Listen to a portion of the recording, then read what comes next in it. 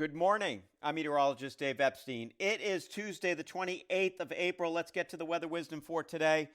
So, the thing is that we're in a dry pattern, and today's going to be another nice day. Cool at the coast, 50s, even some 40s, eastern Essex County, Cape, and the islands, and 60s as you get well inland.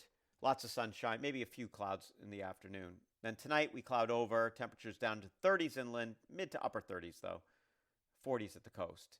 Tomorrow, partly sunny. The clouds will tend to win out. We're going to be in the 50s for the most part. Again, coolest at the coast. And as we head for Thursday, a weather system is going to approach and move over us. That's going to bring some rain. I'm not convinced we're going to get a ton of rain. I've been saying like a tenth to half an inch, but there may be a little more if things work out. I don't think we're going to miss it completely, but we really need a bunch of rain. And I just don't see that happening. As we head for Friday, it clears out. And right now, the weekend, maybe a scattered shower, but that's it. So this dry pattern really is formidable. And these set up this time of the year, we end up just staying dry. It's going to be hard to erode this. We should eventually, but it does take a bit to do it. Have a great day, everybody.